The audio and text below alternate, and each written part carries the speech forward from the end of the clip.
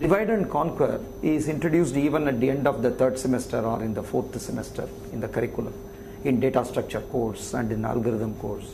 The first basic technique, which is slightly unusual, and it really attracts the mind of the people to see that you divide the problem, solve the sub-problems, put the solutions, and then together and obtain the final solution. So they are gravitated towards this. But unfortunately, other than one or two examples, and that too, the analysis part being completely hand-waved, nothing substantial is dealt with respect to this methodology. It is a very interesting technique. It has got a lot of power in it.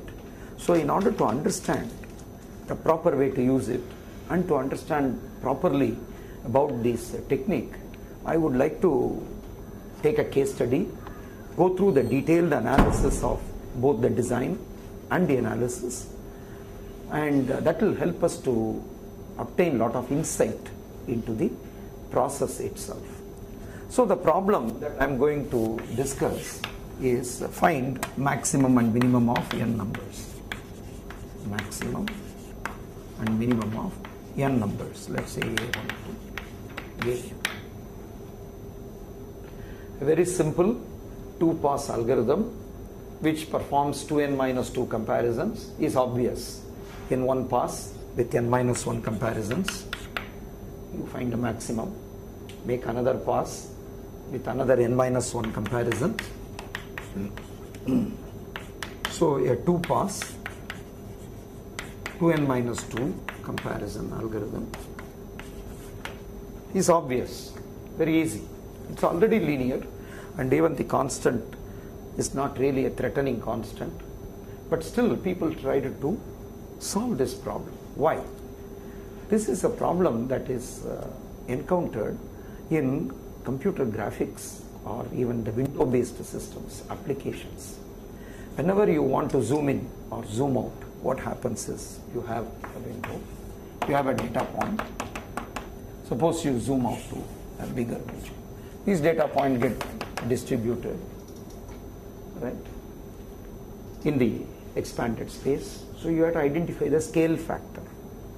To find the scale factor, the way in which it is done is that the maximum and minimum x and y, maximum and minimum x, and the maximum and minimum y values, they define what is known as the bounding rectangle.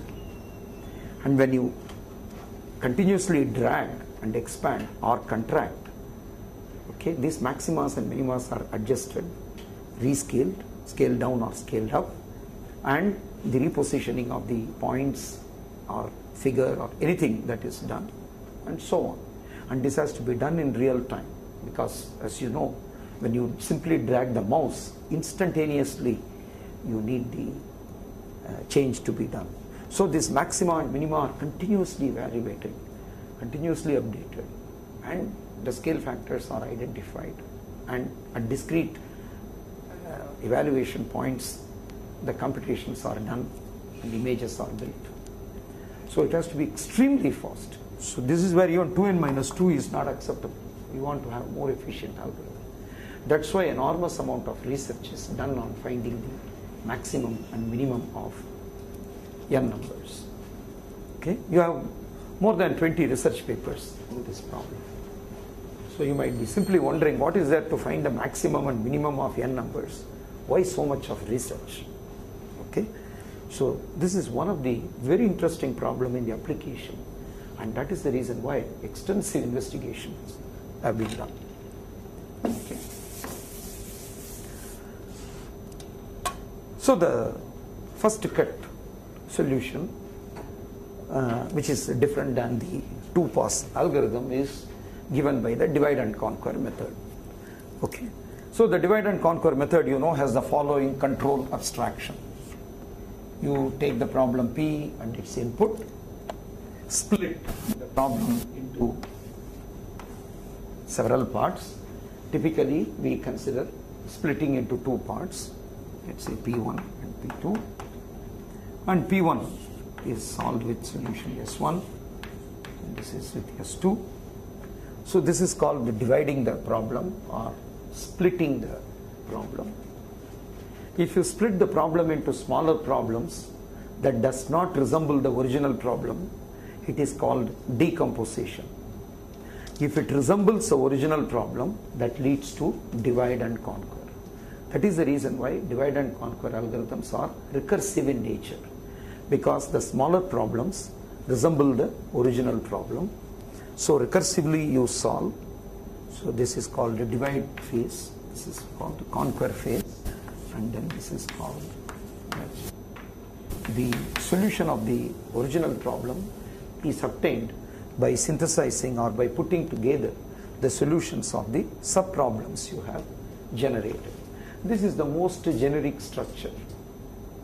So in any divide and conquer algorithm, you can call this as a merging phase or marrying phase and so on. In any divide and conquer algorithm, you can see physically in the code the three parts. One or two parts may miss, but in the most general form you will have all of them. For example, in merge sort, which you know, dividing is trivial. By index manipulation you affect the division. Sort the first half, sort the second half. So the conquer phase is visible and merging phase is visible. Okay. In quick sort, on the other hand, for dividing you take a lot of effort. You take a pivot, with respect to the pivot, pull all the smaller items in one part, larger items in another part, and so on. You get two smaller subproblems, recursively solve, but there is no need to merge them. So this part will be absent in quick sort. This part will be visible, lot of work. This part will be visible, this won't be there. Okay, so in general all of them could be there.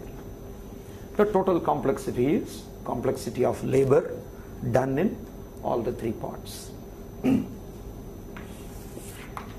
So the normal recommendation is you split in an as balanced fashion as possible, as equally as possible, okay, and then solve the problem. It becomes smaller and smaller. Okay, when the problem becomes smaller and smaller, when it becomes trivial instance, okay, when it becomes trivial, you solve directly. That is what it says. So let us apply this thinking directly and then write down the program, the first cut program. When we want to divide equally, if I have 40 elements, I can split as 20 and 20. If I have 41 elements, I split as 20 and 21. Okay, a split of this type, a split which is unifying mathematically these two, is given by n equal to lower integral part of n by 2 plus upper integral part. The lower integral part of n by 2 is called the floor function, and this is a ceiling function. Okay, so for example, lower integral part of 7 by 4 is 7 upper integral. The next integer and the previous integer. Okay, we deal with positive numbers, and then in general for any n this is true. You can see that 20 plus 21 is 41, because when you exactly divide by 2 you get 20.5. Lower integral part will take you to 20, the upper integral part will take you to 21. So in general we have this, and this equation unifies these two scenarios in one notation. So typically you would split like this and then you would solve it. So the divide and conquer being the recursive algorithm, this is the maximum of A. Let us say if n equal to 1, that is if the number of items equal to 1, then max equal to min equal to A1, return max and min. If n is greater than 1, that is if n equal to 1, you do this. Otherwise This is the typical structure of all the divide and conquer algorithm. The recursion bottoms out at the trivial instance by directly solving. Otherwise, you proceed recursively. So how do you proceed recursively? You are going to split into two parts. The first part, you can call it as max 1, min 1 is the output of max min of a1 to a lower integral part of n by 2. So the first half, maximum and minimum, is found like this. I am writing a pseudocode. I am taking all the liberties of. You can write it in a more cleaner way. We need not digress and spend time on how to formally represent the parameter, and no need for doing that. Our concentration is on the algorithm and analysis. So this is the first half. So the first half is max 1 and min 1. The second half is max 2, min 2. This is max min. The other element, a lower integral part of n by 2 plus 1 to an. So the second part is max 2 and min 2. Now overall max and minimum is to be found out. So how do I find the overall maximum? The maximum will be by comparing max 1 and max 2. I can get the overall maximum. By comparing min 1 and min 2, I can get the overall minimum. So max equal to maximum of max 1 and max 2, min equal to minimum of min 1 and min 2, and return max and min. Okay, and return max and min. That is all is the code. So how do I find the number of comparisons? How do I know whether this is a better algorithm than this one or not? I already have a 2-pass algorithm whose complexity is 2n minus 2. Now I must know whether this is better than this, okay, or worse than this. If this results in, let's say, 5n minus 8, then this is not a interesting one. Although this may be made up of a different algorithm and technique, this is of no interest to me because its complexity is 5n minus 8. Right? But if it is better, then I might use that. But then I must know whether this is better than this or not. And that is revealed by analysis of algorithm. Okay? So I have to find out how many comparisons are done. But number of comparisons done in recursive algorithms are not visible like the 2-pass algorithm where it is very easy to compute. You have to set up the corresponding recurrence equation. So let Pn denote the number of comparisons done by the algorithm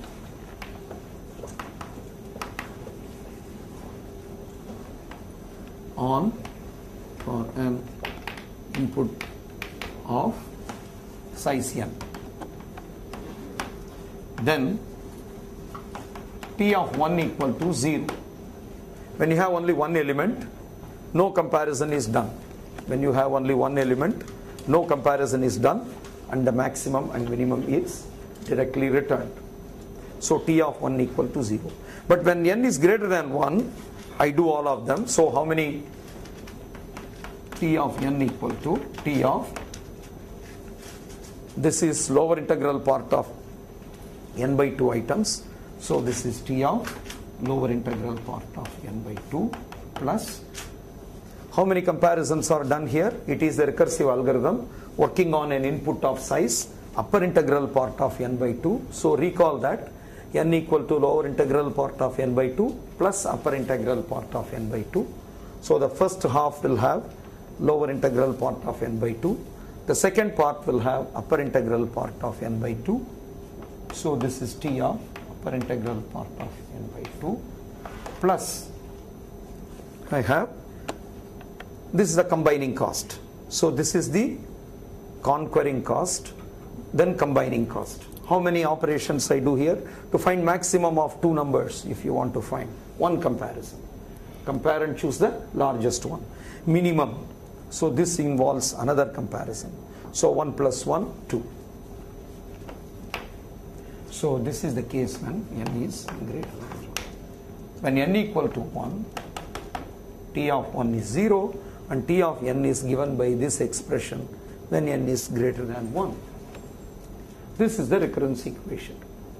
Now, even now it is not clear whether this algorithm is superior to this, because I have to compare that with 2n minus 2.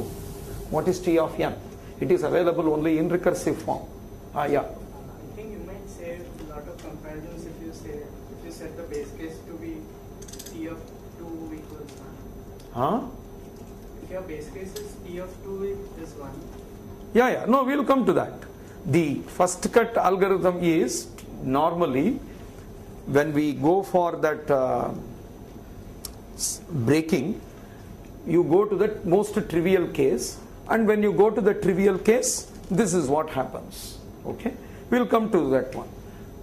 Right. The question that you have raised, okay, is discussed in 4 research papers. That's a very deep question that you have raised. We will see the tip of the depth when we come to that. Okay, that's a very profound progress stage, the next one. So T of 1 equal to 0 and T of n equal to T of n by 2. So this is the recurrence equation. Now in order to compare this, we have to obtain what is known as closed form. So what is a closed form? An explicit function formula of n. If it is in the recursive form, you are not able to compare this with T of n. Right? So this 2n minus 2 and T of n, if you want to compare T of n equal to, I want an explicit function of n. So how do I solve this in closed form? That is the first thing that we have to look at. So the first thing that we have to look at is, how do I solve this in closed form? In all discrete mathematics, discrete means something which you can enumerate. Since it is possible for you to enumerate, the standard practice in discrete maths is try for some sample small values, see whether there is a pattern. If there is a pattern, then build on the top of it the formal math arguments. So let us try to find out what is happening for T of n actually, the values. So n, T of n equal to 1, T of n is 0. N equal to 2, T of 1 plus T of 1, because 2 by 2 is 1, 1 and 1. 0 plus 0, because T of 1 is 0, plus 2, therefore T of 2. When n equal to 3, what is T of 3? T of 3 is T of 1, are you with me? T of 3 equal to T of 1 plus T of 2 plus 2. Because lower integral part of 3 by 2 is 1, upper integral part of n by 3 by 2 is 1.5. For 1.5, lower integral part is 1, upper integral part is 2. So this will be 0 plus 2 plus 2. 0 plus 2 plus 2. 4. Now T of 4. Now you can quickly write it. How to write it? T of 2 plus T of 2 plus 2. Right? T of 2 plus T of 2 plus 2, which is 6. 5 is T of 2 plus T of 3 plus 2. So 2 plus 4 plus 2, which is 8.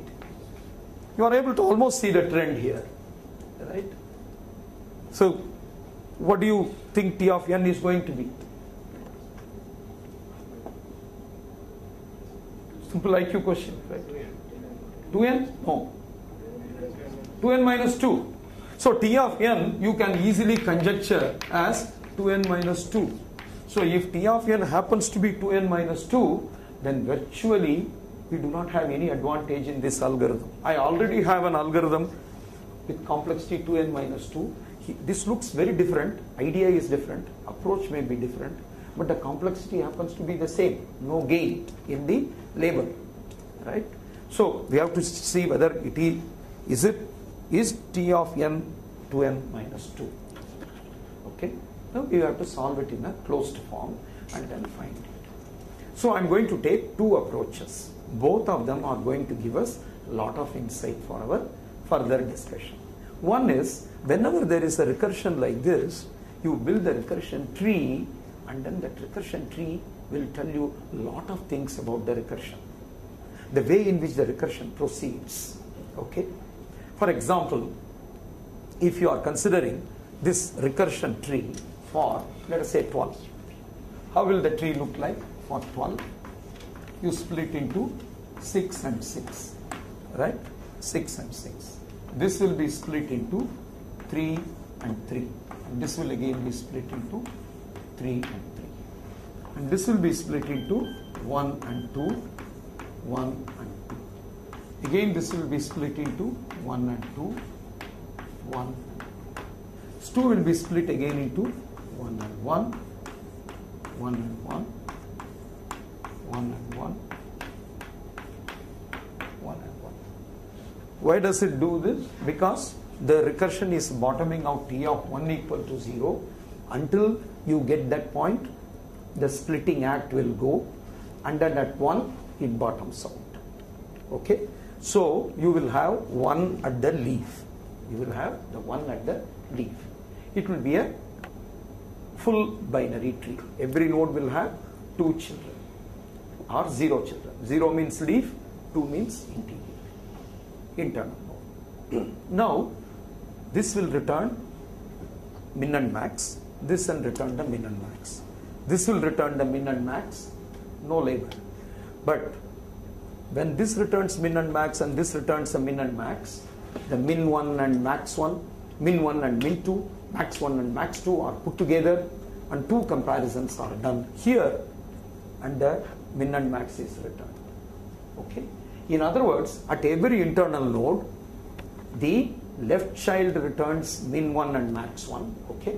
Here, at every internal node, the left child returns max 1 and min 1. The right child returns max 2 and min 2. They are put together, 2 comparisons. The result is pushed up. So this returns min 1 and max 1. This returns min 2 and max 2. 2 comparisons are done, and the min and max is sent to the parent. Therefore, at every internal node, 2 comparisons are done. Because from the left it gets 2 values, from the right it gets 2 values. It's compared, and 2 values are sent up. So 2 comparisons are done at every internal node. At every leaf, no comparison is done, because leaf corresponds to the problem of size 1. Therefore, no comparison will be done at the leaf. 2 comparisons will be done at every internal node. How many internal nodes will be there? If you start with n, how many internal nodes will be there? The answer is very simple. How many leaves will be there? If you start with n, how many leaves will be there? N. Isn't it? Because you are splitting until you are getting a problem of size 1. Therefore, there will be n leaves. If you have n leaves, how many internal nodes you will have? It is a full binary tree. Therefore, you will have n minus 1 internal nodes. It is a well-known property of a binary tree that if you have n leaves, you will have n minus 1 internal nodes. Okay. So n leaves, n minus 1 internal nodes. At leaf, no comparison. At each internal node, 2 comparisons. Therefore, the total cost is n into 0 plus n minus 1 into 2, that is equal to 2 into n minus 2. So 2n minus 2 is the solution of this recurrence equation, can be very well understood by looking at this. But we are going to get a lot more insight by looking at this tree. I will come to that shortly. Okay, we will come to that in a minute. Now we will go the formal way of doing it, simply the mathematical way of handling this recurrence equation. So we have to make a couple of observations, use some very simple properties to to get the closed form solution through explicit calculating means. We are going to do that. So first look at the following. What is T of 41? T of 41 is T of 20 plus T of 21 plus 2. And what is T of 40? T of 20 plus T of 20 plus 2. They are very close to each other. So the adjacent ones, if you look at it, they will have one similar term and one term differing by 1.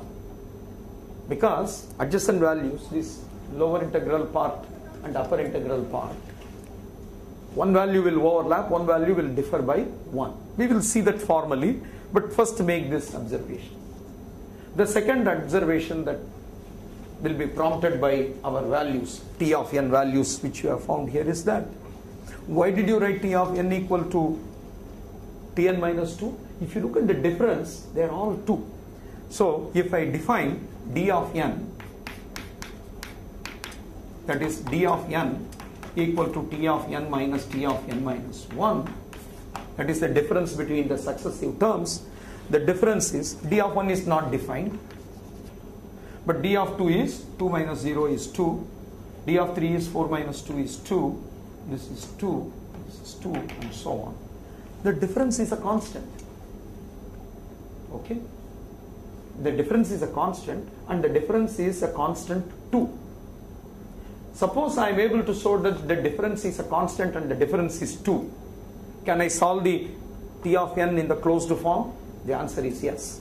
Okay? For example, T of n minus T of n minus 1 equal to D of n, which is equal to 2. T of n minus 1 minus T of n minus 2 equal to D of n minus 1, and that is also 2. Let us say, assume that I prove that difference is constant for all values. Similarly, T of 2 minus T of 1, which is equal to D of 2 equal to 2. Add all these equations. When you add all these equations, what happens? What is known as telescopic sum emerges. So you have T of n minus T of 1 equal to, from D of n plus D of n minus 1 plus D of 2, that is all the differences are added up. When you add all the differences, 2 plus 2 plus 2, how many 2's are here? From n to 2, n minus 1 2's, n minus 1 2's are there. But T of 1 is 0. Therefore, T of n equal to twice n minus 1 can be obtained if you prove the difference is a constant, which is 2. And that is what this observation said. Our initial observation has led to the fact that the difference is always 2. So I am now going to prove that the difference is 2. Okay. So how do I show that the difference is 2? T of n equal to T of lower integral part of n by 2 plus T of upper integral part of n by 2 plus 2. T of n minus 1 equal to T of lower integral part of n minus 1 by 2 plus T of upper integral part of n minus 1 by 2 plus 2. I want to subtract, sorry, T of n minus 1. Therefore, T of n minus T of n minus 1 equal to, how much is this value? You may look that the terms there look very horrendous, right? But it is not at all complicated. A moment's thought will show that it can be very comfortably and very easily simplified. Okay? Look at this pattern. T of 41 is T of 20, 21. This and this are same. Similarly, so therefore this and this should be same for all n. In other words, what I have to show is the following. Lower integral part of n by 2 equal to upper integral part of n minus 1 by 2. Is this true for all n? Is this true for all n? The answer is yes. Right? We will prove that in 2 steps. N is odd, n is even. Suppose n equal to 2k. If n equal to 2k, what is left hand side? Left hand side equal to k. And what is right hand side? 2k minus 1 by 2. Right? That is k minus half. Upper integral part. So k minus half upper integral part, when you take, you obtain k anyway. So left hand side equal to right hand side. So for all even, this is true. For all odd also, you can show it is true. Suppose n equal to 2k plus 1. What is left hand side? N by 2. Lower integral part of n by 2 is k. The right hand side is n minus 1 by 2 is also k. Therefore, this is an identity, right? Because of the successive values are related, lower integral part of n by 2 is indeed upper integral part of n by 2. So when you subtract, like these two terms cancel, in general, these two terms will cancel. T of n minus T of n by 2 equal to, because. And I have another fact to establish. This and this differ by 1, which also we will write in the general form. Okay? What is that form that we have to write? We will do that here. T of, not T, in general, upper integral part of n by 2 minus 1 equal to lower integral part of n minus 1 by 2. Okay? Upper integral part of n minus 1, that minus 1, you will get the next term. So upper integral part of n minus n by 2 minus 1 equal to, again, how do I prove this? N equal to odd, n equal to even. Let me work through for the sake of familiarity. Suppose n equal to 2k plus 1. What is left hand side? Left hand side is upper integral part of n by 2 is, when you divide by 2 and take upper integral part, you get k plus 1 and minus 1, that is equal to k. And what is right hand side? N minus 1 is 2k, 2k divided by 2, so RHS is 2k divided by 2, which is equal to k. So left hand side equal to right hand side, therefore this is true for all odd. Similarly, you can prove that it is true for all even numbers. Trivial, absolutely straightforward. Okay? Therefore, what is sitting here is upper integral part of n by 2 minus 1. Therefore, T of n minus T of n by 2 is, this 2 and 2, this 2 and 2 gets cancelled. Here T of upper integral part of n by 2 minus T of, this lower integral part of n by 2 I write as upper integral part of n by 2 minus 1. Right? Now you should be able to see the pattern. What is the pattern here? T of something to the next number is T of upper integral part of n by 2 minus 1. Okay? So what is the pattern here? The pattern is, if d of n equal to T of n minus T of n minus 1, then d of n equal to d of upper integral part of n by 2. What is d of upper integral part of n by 2? D of upper integral part of n by 2 is T of upper integral part of n by 2 minus T of upper integral part of n by 2 minus 1. So d of something is d of something smaller. So that is going to be something smaller and smaller and smaller. Finally, it will come to d of 2. D of 2 is, you know, d of 2 is, by direct calculation, d of 2 is T of 2, which is 2.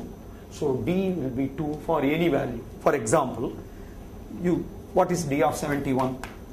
D of 71 equal to d of upper integral part of n by 2, that is 36, that is equal to d of 18, that is equal to d of 9. What is d of 9? Upper integral part of n by 2. 9 by 2 is 4.5, upper integral part is 5. So d of 5, which is equal to d of 3, which is equal to d of 2, right?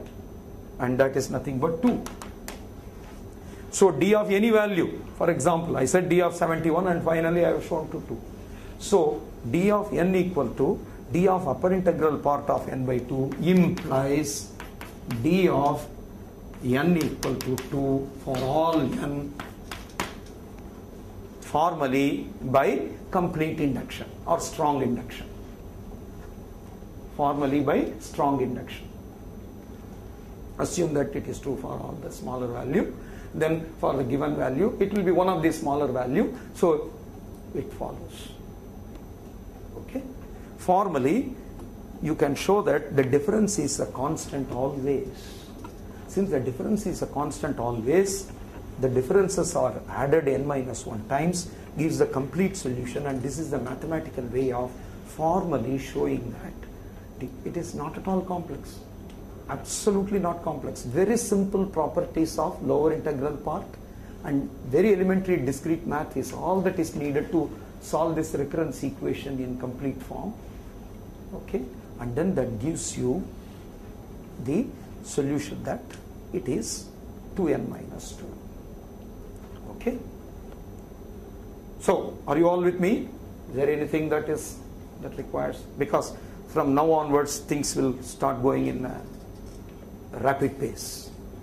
Okay, because things are going to get a lot more advanced from this point onwards. The calculations, etc. You have to be with me for. Okay. What are the first things? Suppose we have found that the divide and conquer is giving a new approach, a new solution, but unfortunately it is only having the same complexity as this. Is it possible to improve? If at all I want to improve, where can I find the scope for improvement in divide and conquer paradigm? There are two spots where you can hope for improvement. You can look for the scope for improvement. One is it necessary that I have to split the problem all the way up to the lowest level, namely to the trivial point 1? In other words, where can I have the recursion bottom up? Right? Here the recursion is terminating at 1. Since the recursion is terminating at 1, this 12 is split into lot of subproblems, and only from there the recursion unwinds and comes back. Okay, the reverse phase begins after getting this. Is there a possibility that I would terminate at a slightly higher level and gain by that process? Okay, that is something that we have to check. The first thing is, one of the suggestions was made already here. Okay, if we terminate at 2, we can improve a bit. Why? Why when we terminate at 2 we can improve? At this moment, you see that for 2 elements, we are taking 2 comparisons. Because you are going through the recursion, you are making 2 comparisons to find the minimum and maximum of 2 elements. Exactly how it is done, look at it, because the recursion handles the case of 2 elements in a funny way. Suppose there is A and B. This is split into A and B. For this A, min is A, max is also A. For this B, min is also B, max is also B. Then no comparison is done, and min is done and max is done. Now then what do? In order to find the maximum, this maximum and this maximum is compared, and in order to find the minimum, this minimum and this minimum is compared. In other words, A and B is compared twice, which is unnecessary. Right? That is the reason why splitting 2 further is inefficient. When you have 2 elements, you compare them once. The larger one is maximum, the smaller one is minimum. In other words, with one comparison, it is possible for you to find both the maximum and minimum. So further splitting them is causing inefficiency. So this is the case where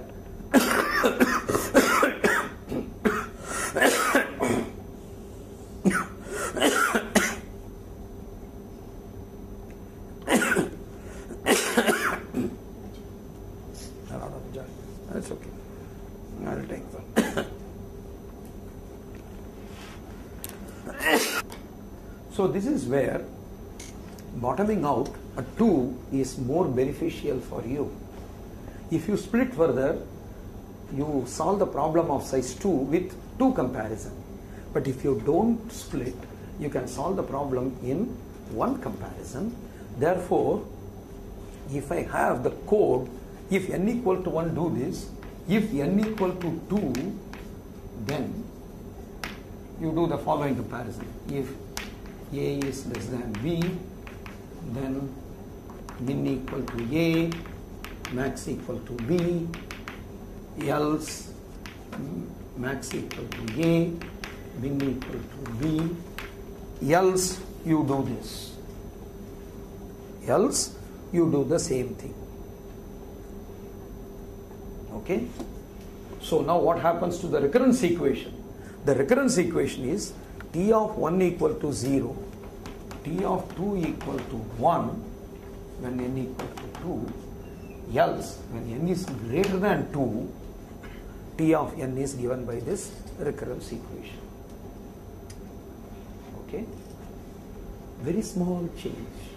The recurrence equation. What is the complexity of this method? The new method in which you are bottoming out at 2. The difference is extremely small.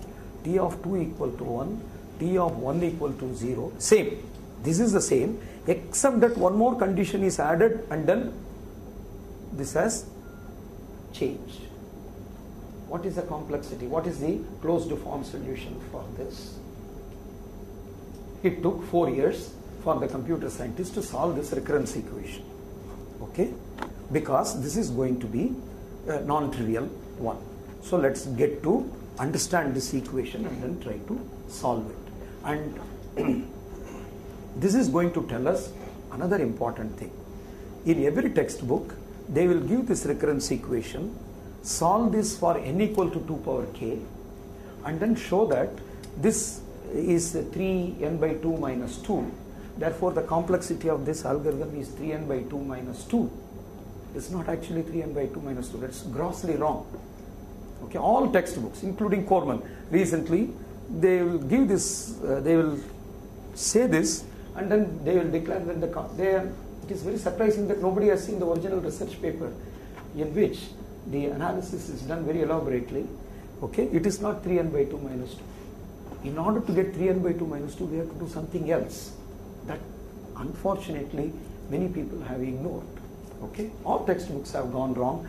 They will give this, analyze it only for n equal to 2 power k, and then immediately jump to a conclusion that the complexity is 3n by 2 minus 2. We are going to show that it's not at all easy to solve this recurrence equation. Okay?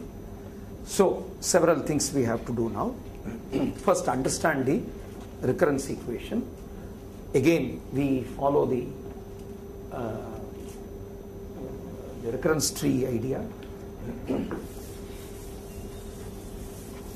That's why I told you that when I was answering you, it is very deep, because that bottoming out at 2 is one of the hardest mathematical analysis need to be done for this. But I will present an elementary simplified view of that. Okay, so let us consider the following: T of 1 equal to 0, T of 2 equal to 1, T of n equal to T of n by 2 plus T of n by 2 plus 2, and n equal to 0, T of n equal to 1, then D of, let me write D of n also simultaneously. This is undefined, this is 1, D of 2 is, because this minus this, D of n is T of n minus T of n minus 1, the previous term, and then n equal to 3. For 3, 1 plus 2, 1 plus 2. For 4, 2 plus 2 plus. For 5, 2 plus 3, T of 2 plus T of 3. 1 plus 3 is 4, 4 plus 2 is 6. For 6, T of 3 plus T of 3 plus 2, 3 plus 3. For 7, T of 3 plus T of 9. For 8, it is 10. So let us write the difference. This is 2, this is 1, this is 2, 2, 1, 1.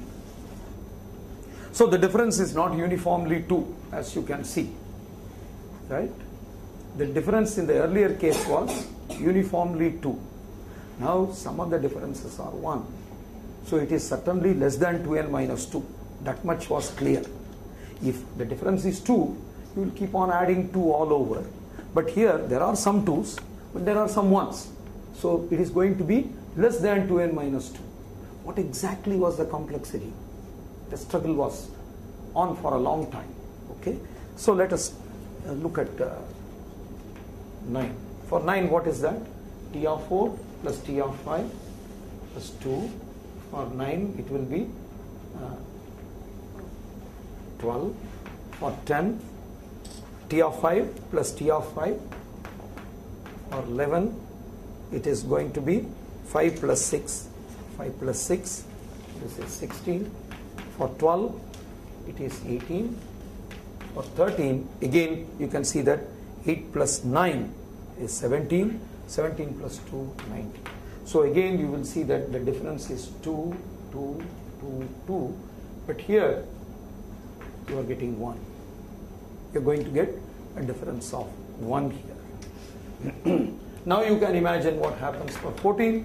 For 14 it is 7 plus 7 plus 2. So 9 plus 9, 18 plus 2 is 20. Again the difference is 1. Okay. Then for 15, 9 plus 10 is 19. 19 plus 2, 21. Again the difference is 1. For 16, it is 22. Again the difference is 1. Any pattern you see here? Are you able to see a pattern? For the differences.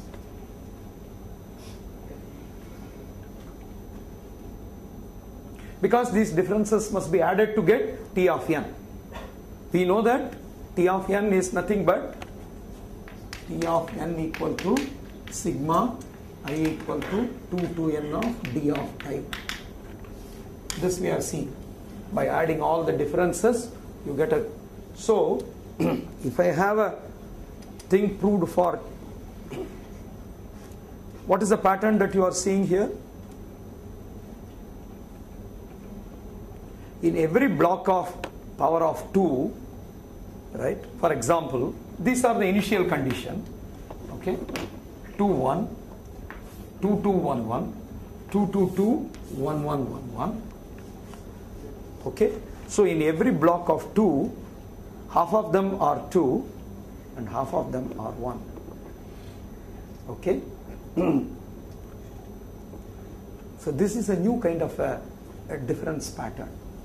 So we have to show this. We have to formally prove it. We have made some observation. We have to prove it. So if I want to prove it, what exactly I have to show? In fact, T of n is same. Because the T of n is same, d of n equal to d of upper integral part of n by 2 will also be same, much like our previous computation. What is the difference here? Initial conditions are different. Because d of 1, what is the d of 2? D of 2 is now 1. Earlier d of 2 was 2, but now d of 2 was 1. What about d of 3? D of 3 is 2, right? D of 3 is 2.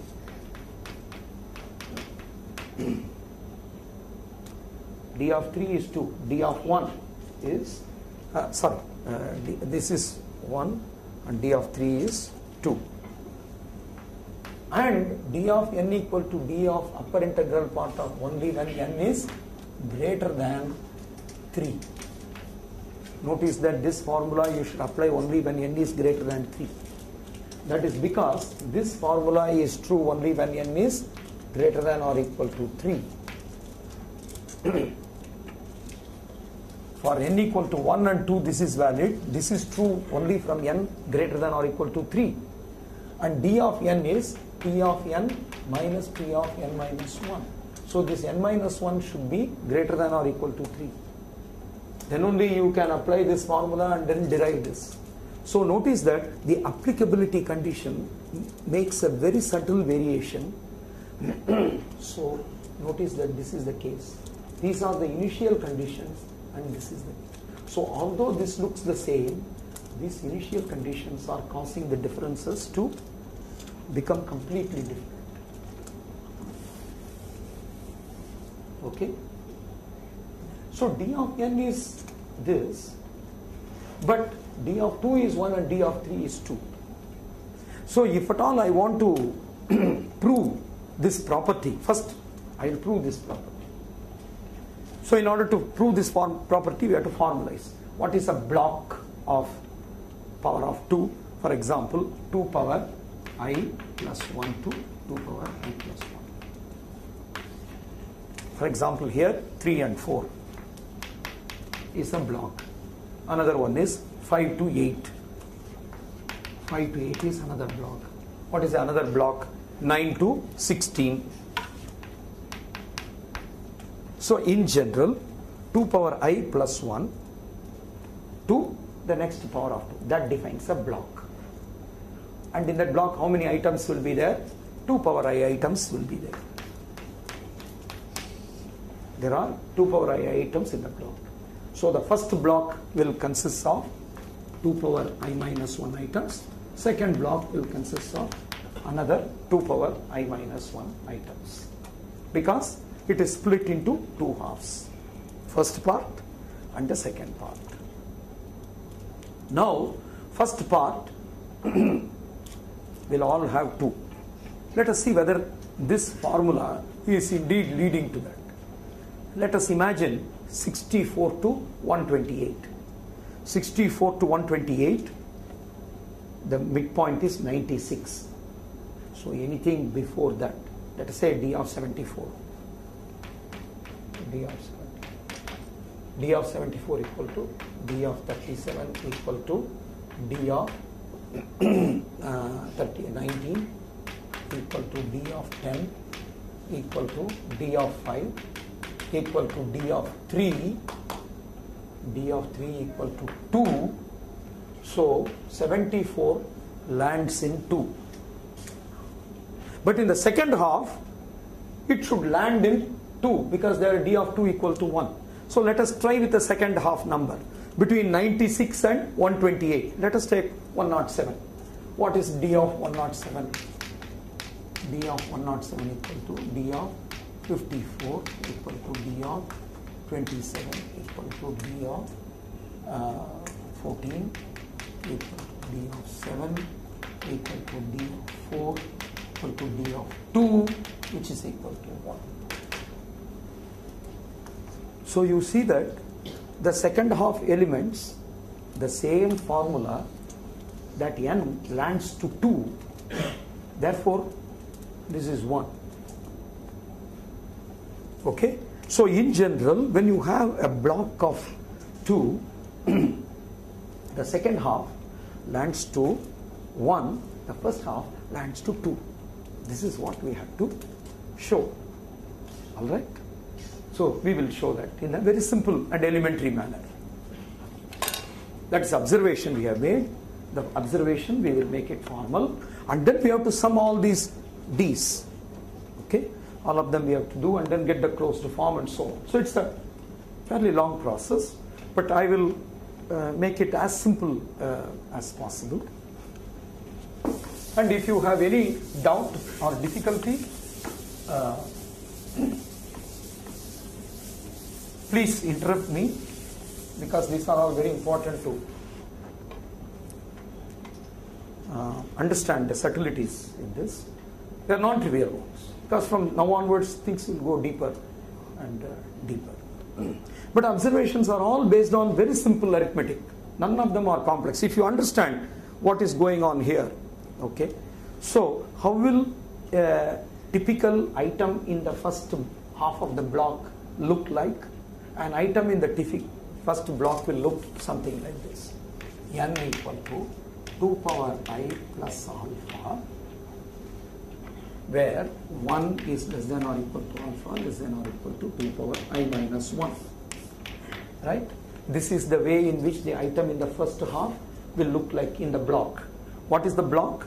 The block is starting from 2 power I plus 1 and it goes up to that.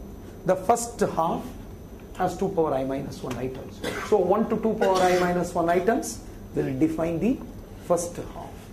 So this is the first half of the block. The next half of the block will look like n equal to 2 power I plus 2 power I minus 1 plus alpha, 1 is less than or equal. These 2 power I minus 1 items will define the second half of the block. So if n is of this form, then d of n equal to d of 2 power I plus alpha, which is equal to, I have to show d of 2, that is equal to, what is that in the first half? 3, sorry, d of 3, that is equal to d of 3. This is what I have to show. Okay, d of n equal to d of 2 power I plus alpha, which is equal to d of 3, which is equal to, that is, you any item in the first half, recursively when you apply, this is what is going to happen. Right? From the first half, it will go on, finally it will land in 3, and d of 3 being 2, all the items in the first half will have the value 2, we have to show. So what we have to show is d of n equal to d of 2 power I plus alpha will be equal to d of 3. This is what we have to show. Alright? How do we show that? It is very simple.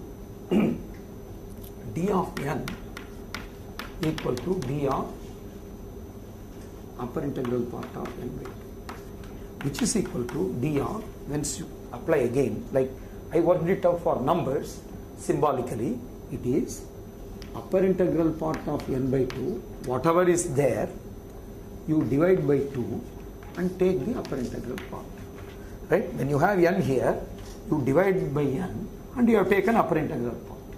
When you have upper integral part of n by 2, you take upper integral part of n by 2, divide by 2 and take again upper integral part. And this is nothing but d of upper integral part of n by 4. For example, let us assume that n equal to 4k plus 1. n equal to 4k is trivial because this will be 2k, k, and this is directly k, it is trivial. So let me work out one non-trivial example. n equal to 4k plus 1. What is upper integral part of n by 2? Upper integral part of n by 2 is 2k plus 1. And upper integral part of n by 2 is k plus r. So when you take upper integral part, that will become k plus 1. So upper integral part of n by 2 equal to k plus 1. And what is n by 4? n by 4 is k plus 1 by 4. Some k plus a fraction. So when you take upper integral part, that becomes k plus 1. Left hand side equal to right hand side. So this can be shown for n equal to 4k, n equal to 4k plus 2, n equal to 4k plus 3. Trivially, you can show for all cases. So this is true. Therefore, this is equal to d of upper integral part of n by 8. Because again you can divide by 2, which is equivalent to taking this 2 into the denominator.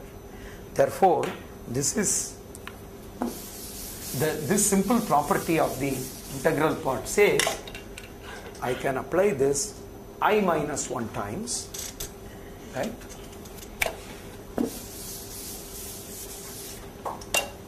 d of 2 power I plus alpha equal to d of upper integral part of 2i plus alpha by 2 power I minus 1. That is, I am applying this I minus 1 times, and I got this. Notice that alpha is less than or equal to 2 power I minus 1. Therefore, here this is equal to d of upper integral 2 plus alpha by 2 power I minus 1 is a fraction. Either it is a fraction or 1 maximum. I will write it as a fraction. That is equal to d of 3, which is equal to 2. So what I have shown is, for all the items in the first half, they will land in 3. When you repeatedly apply this process, it will land in 3, and d of 3 equal to 2. So for all the items in the first half, the difference is 2. Similarly, for all the items in the second half, the difference is going to be 1. How do I show that? Process is similar. So here is the simple way. D of n equal to d of 2 power I plus 2 power I minus 1 plus alpha d of upper integral part of by 2 power I minus 1, that is equal to d of, this is 2, this is 1, so this is 3 plus fraction, it is equal to d of 4. D of 4 equal to d of 2. D of 2 equal to 1. So that is the reason why the guys in the second half land in 1, the guys in the first half land in 2. That shows, we have shown the following. Okay, in any block of power of 2, first half will have 2 and second. So this kind of D's are to be added to get T of n. Okay, so to get T of n, what we have to do, I have to add still D's, but now the D's are having a slightly different form. Earlier, all the D's were 2 throughout, so we could easily add them. Now, while 2 and then 1. Now this is the kind of a 2 that you have to add to get the closed form. So what is the worst case complexity? Where does the worst case occur? At the middle point, actually, not at the power of 2. Right? The worst case occurs at the middle point, because that is where up to that all the 2's are added. Afterwards it's only 1's that are added, not the 2's. Okay? So the worst case occurs when n is of the form 2 power I plus 2 power I minus 1.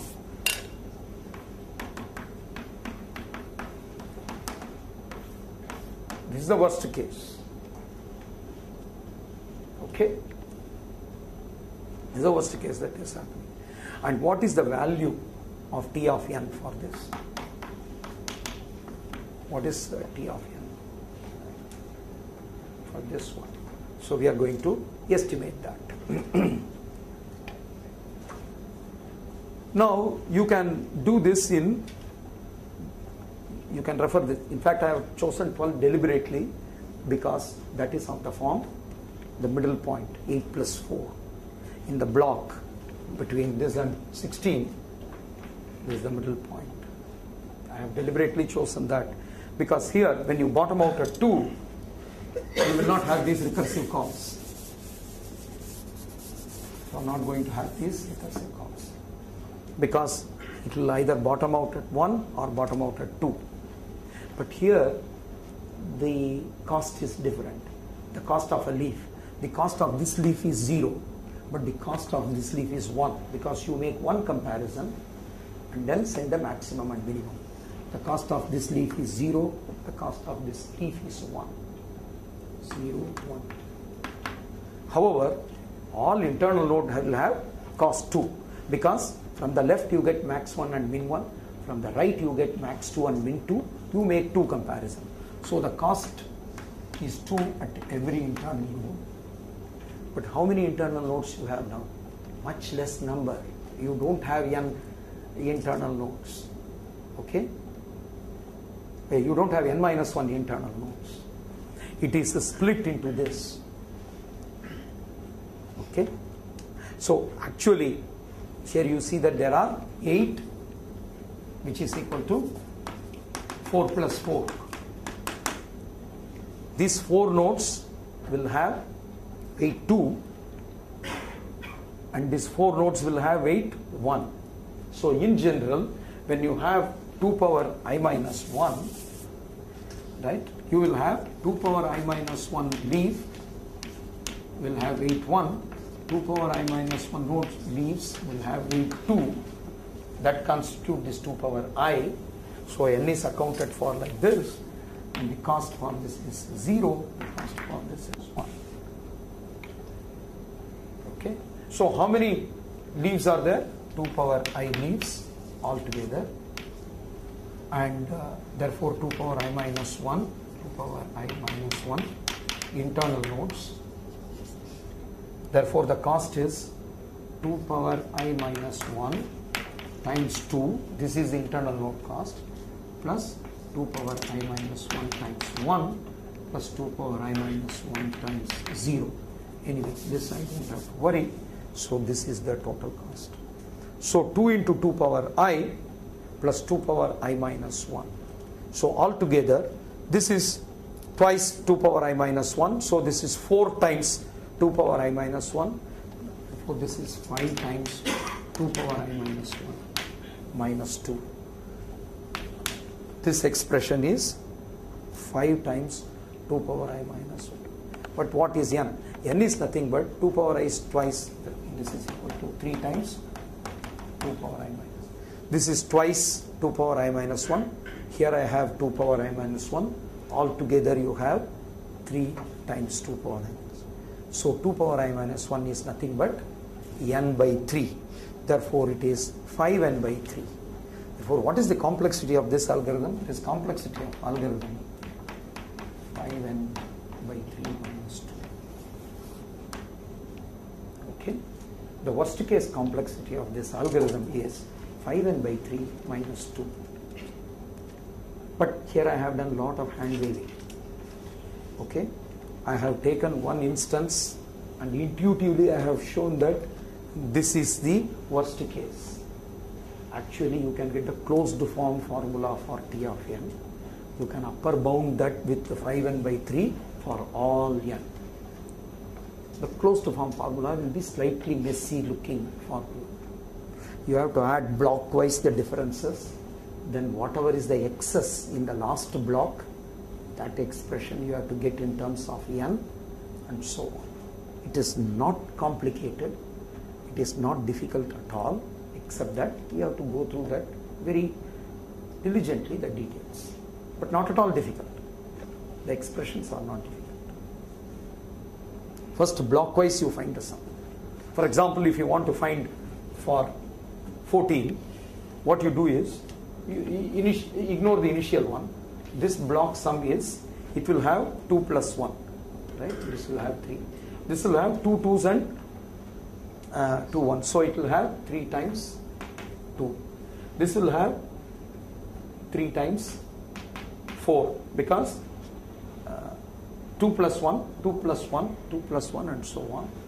So typically in the ith block, the sum is 3 times 2 power I minus 1. 3 times 2. This is the sum in the ith block. So blockwise you find the sum and then you take the excess in the last block, right? And eliminate I and bring n. That is the arithmetic you have to do. I can do it, except that at this point that's only of I mean the insight part is over. That is a details part, so I skip that. But that has to be done.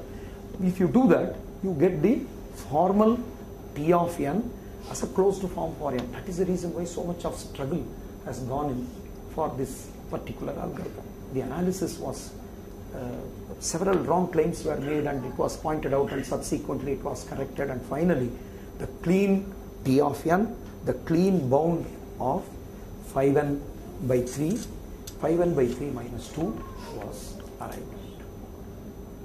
Okay? We will make one final leap now and conclude our discussion. Okay? Another 10 minutes I'll take.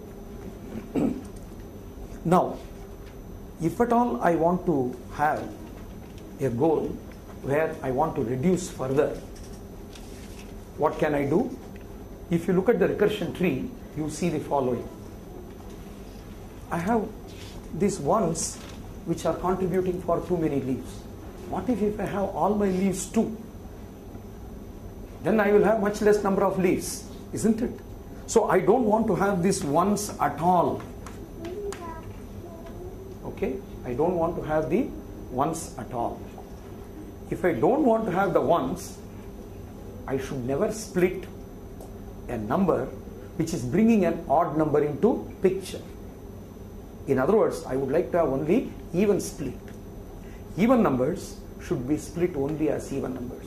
Odd numbers you can split as odd and even. That you cannot avoid. But an even number has to be split only as even number. You look at our dividing strategy. It is equally splitting. So when I have 4k, it can be split as 2k and 2k. This is not a problem. This is even. But if I have 4k plus 2, the other kind of even number, these are the only two kinds of even numbers. Either it is 4k or 4k plus 2. When 4k plus 2 is split evenly, it becomes 2k plus 1 and 2k plus 1. I am bringing odd numbers here. This is what is causing the problem. Don't split 4k plus 2 like this. Split 4k plus 2 as 2k, 2k plus 2. Split 4k plus 2 as 4k plus 3, 4k plus 1. The usual equal splitting is fine. In other words, equal splitting is fine in all cases except for the case of 4k plus 2. In this case, you have to split differently. Okay? So if you come up with a clever way of splitting, you can bring in efficiency. First, let us see the picture. Suppose I do that. What happens to my tree? Let me take 12. It's the same 12. I split this into 6 and 6, not a problem. But 6 should not be split as 3 and 3. 2 and 4. And this is 2 and 4. 4 is split as 2 and 2. That's all. The tree has become small. Okay? How many leaves are there? 6 leaves. Each with cost 1. Because 2 means, problem size 2 means cost 1. 5 into 2. This is 16.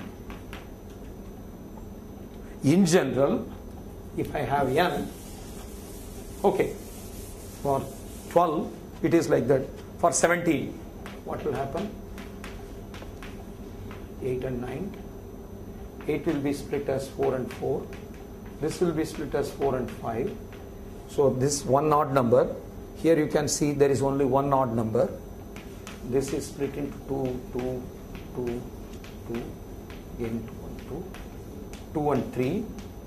3 will be split as 1 and 2, and that's all. So everywhere 2 except only 1. Okay? Always it will be like that. So if I split in this way for an arbitrary n, what happens? Suppose n equal to 2k. How many leaves it will have? It will have k leaves. Because it is 2 each. K into 1. Plus how many internal nodes? K minus 1. Each with cost 2. So this is 3k minus 2. K is n by 2. 3n by 2 minus 2. This is the 3n by 2 minus 2 algorithm. So the 3n by 2 minus 2 algorithm is splitting carefully and cleverly and bottoming out at 1 and 2.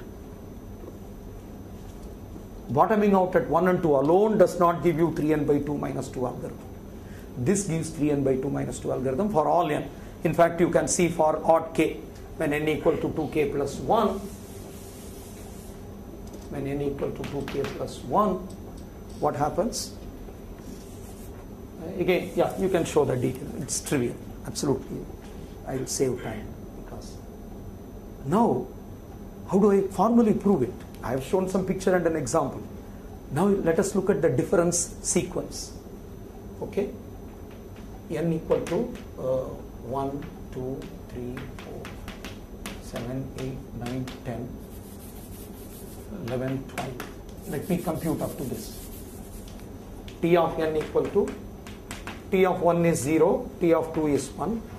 T of 3 is T of 1 plus T of 2 plus 2, which is 3. T of 4 is T of 2 plus T of 2 plus 3, which is again 4. T of 5 is T of 2 plus T of 3 plus 2, 1 plus 3, 4 plus 2, 6. But what about T of 6? It is not T of 3 plus T of 3. Let me write that. T of 6 equal to T of 2 plus T of 4 plus 2. This is how it will be split. So T of 2 plus T of 1 plus 4, 5 plus 2, 7. 7 is T of 3 plus T of 4 is 9. 8 is T of 4 plus T of 4, 10. The 9 will be 4 plus 6, this is 12. What about T of 10? It is not T of 5 plus T of 5. Remember that. T of 10 equal to T of 4 plus T of 6 plus 2. T of 4 plus T of 6 plus 2, 4 plus 13, and so on. Now what is the difference?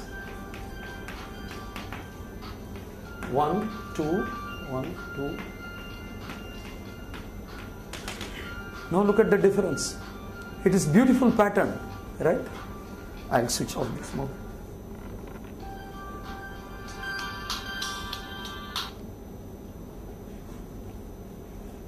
The difference is even more beautiful here.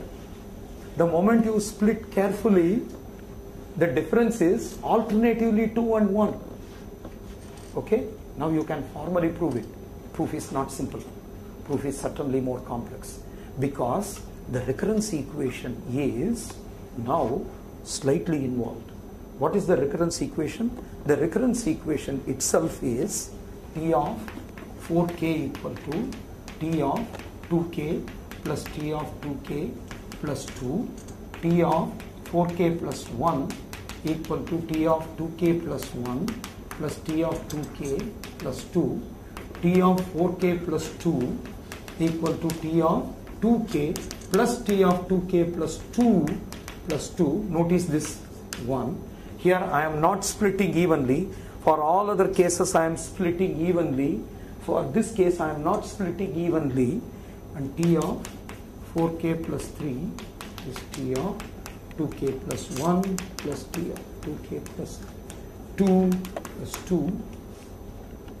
This is the recurrence equation, and in this recurrence equation and initial values you can find the difference, and you can show that the difference is for odd numbers it is all 1, for even numbers it is all 2, so it is alternating as 1, 2, 1, 2 and so on. So how do you find the sum of the difference? It is very simple, because the sum is pairwise, it is summed. Okay? For every pair it is 3. So it is 3n by 2 minus 2, because the first one is 0. You don't have that sum. That's the formal way of arguing for the difference, and formal way of showing that the difference is now 1 and 2 alternating. So what you have to show here? Here you have to show that d of n equal to 2 for all n even, for all n odd, and d of n equal to 1 for all n even. This is what you have to show. Set t like this, show this, then you show this, this property will follow. Once you show this, t of n, which is sum of all the d of n's, is nothing but pairwise. When you add, for every pair you get a sum of 3. So 3n by 2 kind of formula you will get. Okay. You get minus 2 because for the first block the sum is only 1, not 3. So there is a deficiency of 2. Therefore the sum is 3n by 2 minus 2. Now you may ask the following natural question. Why can't I bottom out at 3? Right? Do I get any benefit when I bottom out at 3? When you bottom out at 3, here what is the calculation for 3? Here there is 1 comparison, no comparison. At this point 2 comparison. So when you bottom out at 3, you will save 3 comparison, because you are bottoming out. But if you want to solve directly, what is the solution? Directly, suppose you want to solve for 3 items, you want to find the maximum and minimum. When you have 3 items, if you want to find maximum and minimum, you need 3 comparisons. There is no way you can get it in less than 3 comparisons. Okay? At least for finding minimum, you need 2 comparisons. You want to find maximum, so 1 more comparison is needed. So your direct solution will also have 3 comparison. Recursion based one also will have 3 comparison. Therefore, bottoming out at 3 or higher level is not going to save any labor for you. When you have bottom out from 1 to 2, you saved, because when you do the recursively, you have gone down for 2, and when you came back, you ended up doing 2 comparisons. But when you have directly solved for 2, you solved with 1 comparison. So direct solving, if it is less than the recursive call based computation, then bottoming out from that point is beneficial. Otherwise, bottoming out from that point is not really beneficial. That is the reason why there is no point in going up from this one. Now some more deep results, let me comment. Therefore, in divide and conquer, we have argued that there is no point in bottoming out further. Now, is there any other way in which I can split and then get a complexity less than 3n by 2 minus 2? The answer is no. There is a deep result, very clever result, which uses convexity properties of the complexity function and other things, and then gives a very nice argument, combinatorially very elegant argument, that if you use a divide and conquer algorithm, no matter how you split, this is the best way to split. Any other splitting will have the cost either equal to this or more than this, never better than this. That shows that through divide and conquer paradigm, this is the best juice that you can extract. Okay? We did divide and conquer. My earlier algorithm was 2n minus 2, then 5n by 3 minus 2, then 3n by 2 minus 2. So progressively I improved. I did naive divide and conquer, then I did a smarter divide and conquer. Then I have an algorithm that no matter how you divide, no matter where you bottom up, you cannot improve better than 3n by 2 minus 2.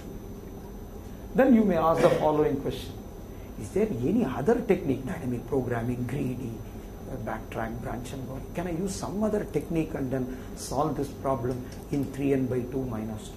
The answer is no. That is yet another profound result from lower bound theory, which says no matter what technique you use, this problem cannot be solved in less than 3n by 2 minus 2 comparisons in the worst case. Okay? We have a formal arguments for the lower bounds for this one. So we have two interesting results. One is through this technique, this is all you can get. Another one is the problem itself.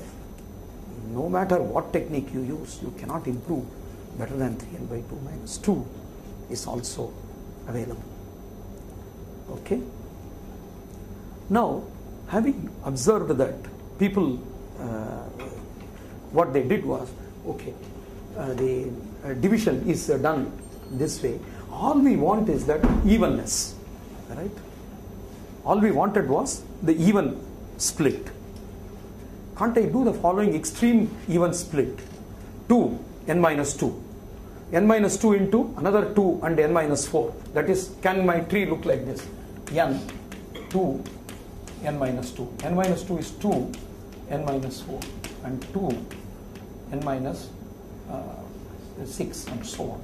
So this is not balanced division. This is an extreme division. Right?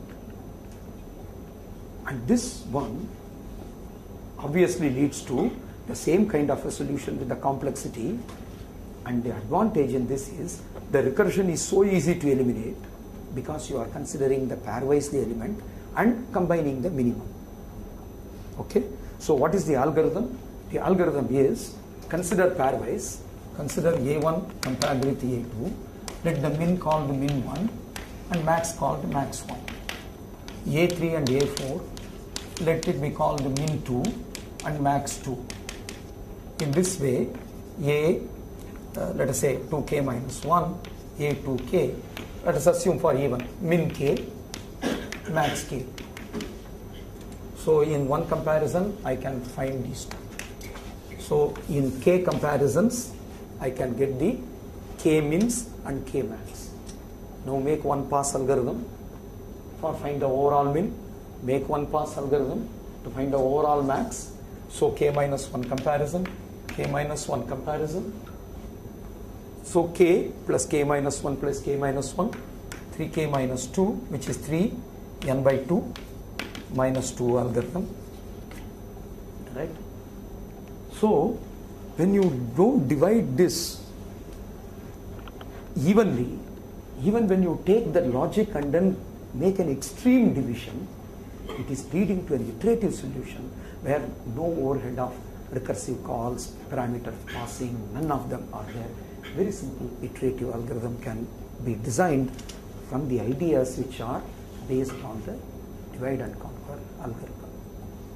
Okay, final remark. Every divide and conquer algorithm, in the first cut, you design in some way, analyze it.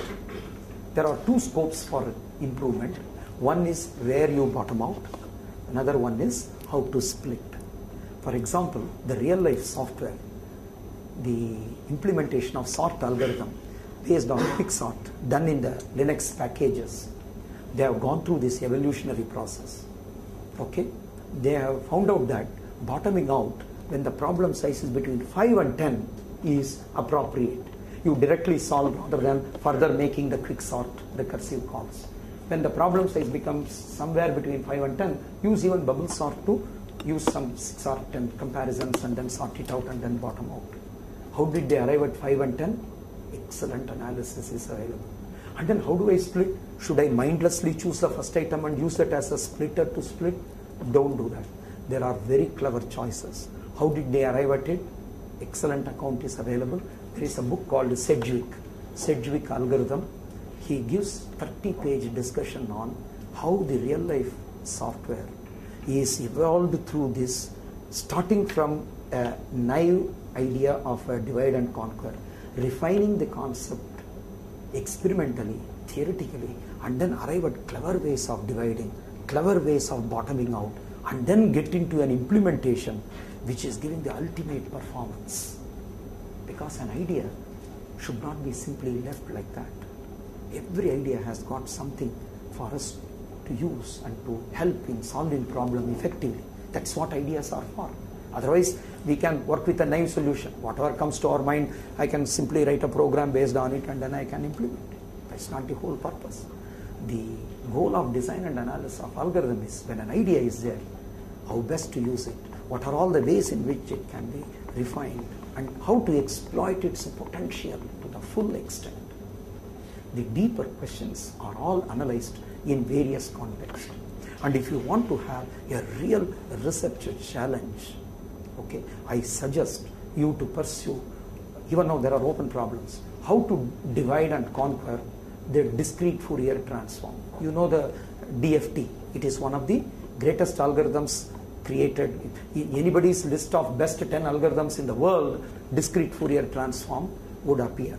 The Fourier transform was earlier very complex, whereas the discrete Fourier transform is based on the divide and conquer method using complex numbers.